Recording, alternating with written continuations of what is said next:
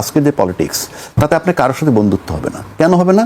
It's a question of interest. আপনি আপনার দেশের স্বার্থ দেখতে হবে, কোনো সন্দেহ নাই। এটা তো কোনো শরীফ ভাই তার স্বার্থ দেখে, আমি আমার স্বার্থ দেখি। কতটুকু দেখবো না দেখবো, যতটুকু নিলে আমার সাথে শরীফ ভাইয়ের বিবাদ না হয়, যতটুকু শরীফ ভাই আমাকে দিলে পরে তার দেশের লোকজনের জন্য ক্ষতি না হয় বা লোকজন তার উপরে বিরূপ না হয়, এই জায়গাটায় আমরা সেট করতে পারি নাই আজকে পর্যন্ত, যে আমরা সেটেলটা কিভাবে করব।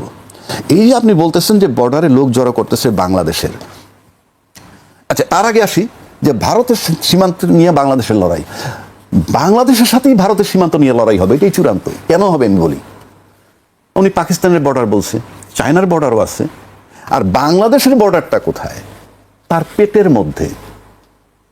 অর্থাৎ আপনি কল্পনা করেন, যদি ভারত আর বাংলাদেশের ম্যাপটা দিয়ে আমরা একসাথে দেখেন, টোটালটা মিলে যদি একটা হিউম্যান বডি মানে কল্পনা করেন, দেখবেন বাংলাদেশের এটা স্টোমাক। টোটালটা মিলে যদি একটা শার্ট কল্পনা করেন, বাংলাদেশ শার্টের পকেট। আপনি আমারে বলেন, কোনো স্টোমাকের ভিতরে যদি পয়জনাস কিছু হয়, তাহলে পুরো বডিটা কলাপস করে। সেজন্য তাদের উদ্বিগ্ন হওয়ার কারণ আছে। এটা যেমন তাদের কারণ, একইভাবে তাদেরও ভাবা উচিত যে বাংলাদেশ যদি সত্যিকার অর্থে পয়জনাস হয়ে যায়, সেটা তাদের জন্য ঝুঁকিপূর্ণ। সুতরাং বাংলাদেশের ভিতরটা এই বর্ডার ইস্যু নিয়ে হোক আর যেভাবেই হোক, যাতে পয়জনাস না হয়, এটা ভাইস ভার্সা দুইটা দেশের খেয়াল রাখা উচিত। এটা কি শুধুই আমি খেয়াল রাখবো? না, অত বড় একটা দেশ, তারও খেয়াল রাখা উচিত। এই কারণে বললাম, আবার যদি করেন বর্ডার ক্রস করে আমি পালাবো, ভারত যদি বর্ডার ক্রস করে পালাইতে চায়, সে পাকিস্তান ঢুকবে, সে চায়না ঢুকবে, সে নেপাল ঢুকবে। বাংলাদেশ যদি বর্ডার ক্রস করে ঢুকে, কোথায় ঢুকবে? শুধুই ভারত, শুধুই ভারত, আর এক পাশে পানি।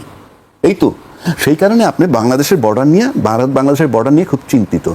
আমেরিকার পাশে মেক্সিকো থাকে, কানাডা থাকে, তাদের তো প্রবলেম হচ্ছে না। এই যে প্রবলেম হচ্ছে না কেন তাদের, অত বড় একটা পরাশক্তি থাকা সত্ত্বেও আমাদেরকে সেই জায়গাটা রিসার্চ করতে হবে।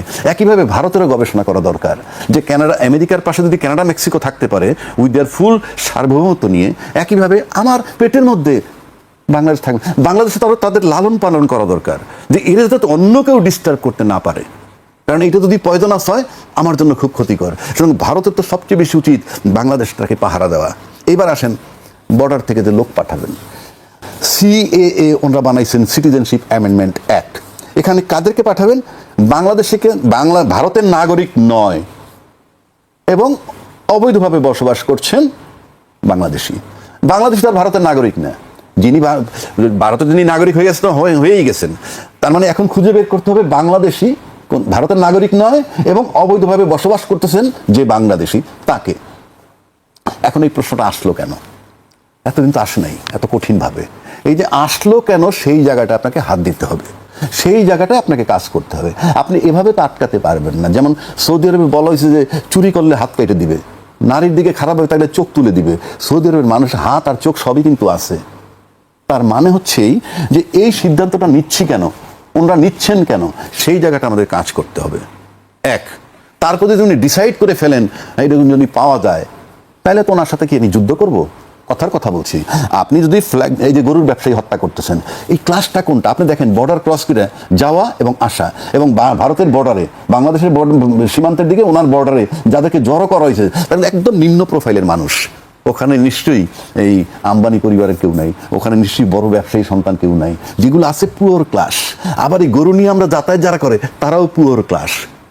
এই ক্লাসটা নিয়ে কি আমরা শুধু রাজনৈতিক পণ্য বানাবো? মানে আলটিমেটলি আমরা রাজনীতি করতেছি, আলোচনাটা কিন্তু রাজনৈতিক। আলোচনাটা হাইকমিশনের ডাইকে আমি ধমক দিব, অথবা আলোচনাটা পররাষ্ট্রমন্ত্রীর সাথে বৈঠক হবে, কিন্তু ভিকটিম কারা? একদম লো প্রোফাইল। তাহলে এই যে লো প্রোফাইলকে জড়ো করছেন, কিন্তু হাই প্রোফাইল যারা অপরাধী তাদেরকে তো আপনি, আমি সেটাই তো বলতেছি, লো প্রোফাইলকে আমরা ভিকটিম বানাইয়া হাই প্রোফাইলের লোক রাজনীতি করছি।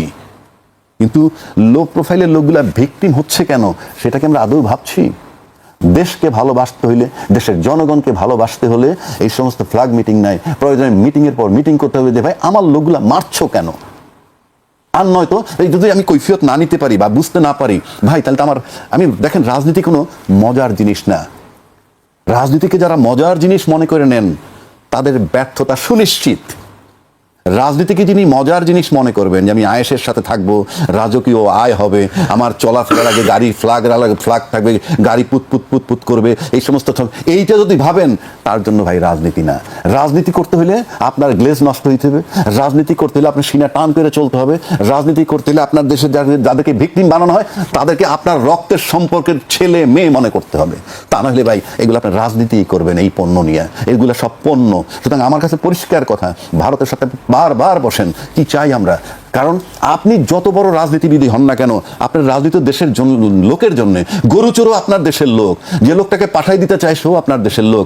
আপনাকে ভাই বসতে হবে। কিভাবে বসবেন, কেমনে বসবেন, কি গবেষণা করবেন, ভাই এটার সাথে কোনো সান নাই। আর যদি মনে করেন যে না ফ্ল্যাগল মিটিং হবে, শরীফ ভাই বলছে হাই কমিশনে ডাকবো, হ্যাঁ চলমান থাকবে, চলছে তো। জি, আমি শরীফ ভাইকে দিয়ে পর্যায়ে শুরু করতে চাই। এবার সীমান্তের দিকে একটু দৃষ্টি দিতে চাই। সীমান্তে এক ধরনের কি বলবো উদ্বেগ, উত্তেজনা কাজ করছে। দুই দেশের মধ্যে পতাকা বৈঠক হয়েছে, বিজিবি বিএসএফ, সেখানে পতাকা বৈঠকে খুব বেশি ফলপ্রসূ কোনো কিছু হয়নি। আমরা যে খবরগুলো আছে, বিজিবির যে প্রেস রিলিজ আজকে দেওয়া হয়েছে, সেখানে বলা হচ্ছে যে 10টি তারা পুশিনের ঘটনা বিভিন্ন সীমান্তে, এবং আরও যেসব তথ্য আছে যে অনেক বাংলাদেশি তারা বলছে যে তাদেরকে সেখানে জড়ো করে রাখা হয়েছে, তাদেরকে পাঠানোর চেষ্টা করা হচ্ছে। আমার প্রশ্ন যেটা, বা সবার প্রশ্ন যেটা, যে কোনো ধরনের দুই পক্ষ সরকারের কোনো আলোচনা ছাড়াই, কূটনৈতিক তৎপরতা ছাড়া রাত্রের বেলা কেন তাদেরকে পুশিনের চেষ্টা করা হয়, দিনে কেন নয়? ধন্যবাদ। তার সাথে আগের অংশের দুটো জায়গায় একটু আমি যুক্ত করে দিই। জি, প্রথমত ফয়সালের যে পরিচয়টা, খুনি ফয়সাল, সে ছাত্রলীগের নেতা ছিল এবং তার বিরুদ্ধে যে অভিযোগ রাজাকে ভাই স্পষ্ট করে বলেছেন, তাকে জামিন করানো হয়েছে, এই ধরনের একটা বক্তব্য আসছে এবং এর জন্য বিএনপির একজন আইনজীবীকে অভিযুক্ত করা হয়, যা রাজাকে ভাই জিজ্ঞেস করেছেন এটি তার পেশাগত দায়িত্বের জায়গা থেকেও হতে পারে, অথবা তিনি অন্য কোনো কারণও হতে পারে। আমি ধরে নিচ্ছি যে এটা পেশাগত জায়গা থেকে তিনি করেছেন। একই সাথে একটা প্রশ্ন করি, আওয়ামী লীগের শাহজাহান খান তিনি জেলে আছেন, বা আওয়ামী লীগের অনেক নেতারা জেলে আছেন। আচ্ছা, কালকে যদি শাহজাহান খান জামিন পেয়ে যান, গতকালকে যেমনি ভাবে সেলিন হায়াত আইভি জামিন পেয়েছেন, তো আপনি কি তার বাড়িতে গিয়ে বসে থাকবেন?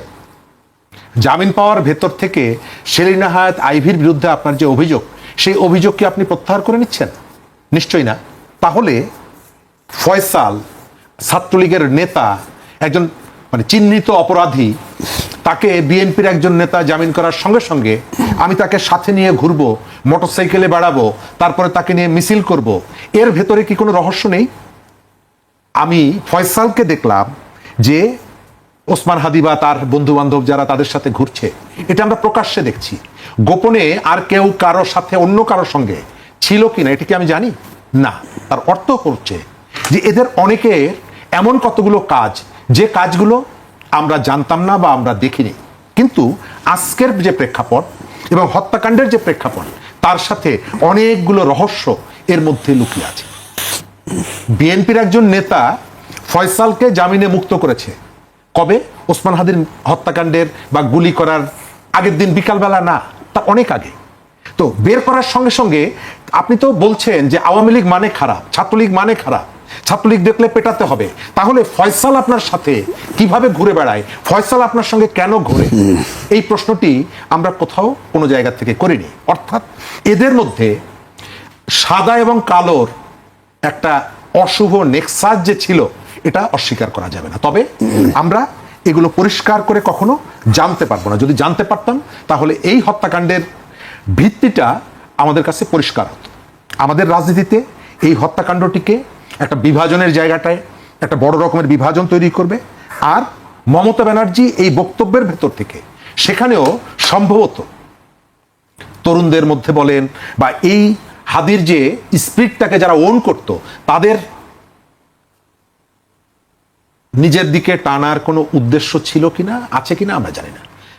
রাজাকে ভাই যথার্থ বলেছেন যে যখন এই খুনিকে বা সন্দেহভাজন খুনিকে গ্রেপ্তার করা হয়েছে, তখন মমতা ব্যানার্জি পশ্চিমবঙ্গের মুখ্যমন্ত্রী, তিনি ফেরত দিতে উদ্যোগ কেন নিলেন না?